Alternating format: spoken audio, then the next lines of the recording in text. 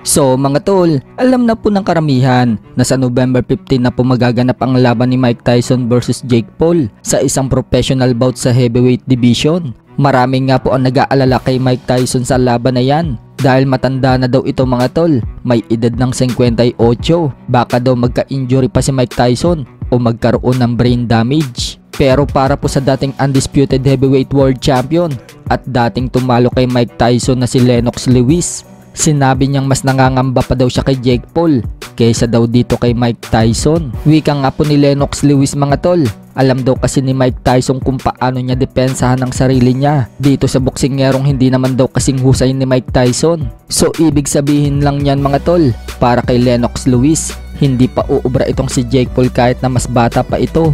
Mukhang tiwala pa rin si Lennox Lewis na mananaig pa rin ang malawak na experience ni Mike Tyson sa kabila ng edad nito. Samantala, ganyan nga din po ang pananaw ng nakalaban ni Jake Paul na si Tyron Woodley. Maaari pa nga daw manakaut si Jake Paul kay Mike Tyson para daw kasing makina na pangdigma itong si Tyson. Si Tank Davis nga lang daw at Mike Tyson ang dalawang boksingero na may maraming knockout win sa kasaysayan ng boxing. Sapat na nga daw yung muscle memory nila mga tol para matalo ang kalaban. Gusto nga din daw niya kalabanin itong si Mike Tyson mga tol, kaso natatakot daw siya. Maging nga po itong tinalo ni Jake Paul na si Nate Diaz, mukhang pabor din kay Mike Tyson mga tol. Magandang laban nga daw yan sa pagitan ni Mike Tyson at Jake Paul, pero kay Mike Tyson daw siya. Pero pagdating naman sa dalawang nakalaban din ni Jake Paul na si Ben Askren at Mike Perry, para sa kanila mga tol, tatalunin naman daw ni Jake Paul itong si Mike Tyson. Matanda na daw kasi si Mike Tyson mga tol at kalakasan ngayon ni Jake Paul. Sa kabilang banda naman mga tol, grabe nga po itong pag-iinsayo na ginagawa ni Anthony Joshua. Parang yung ginagawa din ni Triple G mga tol. Pinapalakas ni Anthony Joshua ang kanyang ulo at leeg. Paghahanda nga po niya yan sa laban niya ngayong linggo kontra dito kay Daniel Dubois. Hindi rin kasi biro kalaban itong si Dubois mga tol.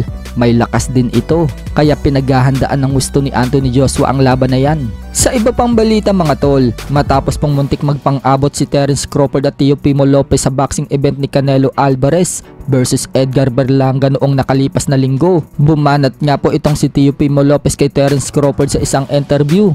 Wika ni Lopez mga tol, hindi daw weight bullying kung sakaling makalaban daw niya si Crawford.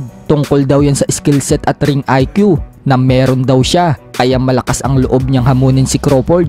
Dagdag pa ni Lopez, matanda na daw si Crawford, 10 taon umano ang agwat ng edad nito sa kanya. Mahina na nga din daw ang tuhod ni Crawford. The more nga daw na umakyat si Crawford ng 160 pounds hanggang 168 pounds upang labanan si Canelo Alvarez, hindi daw niya mahuhuli itong si Canelo o matatalo. Ang mahuhuli daw ni Crawford mga tol kay Canelo, maagang retirement sa boxing.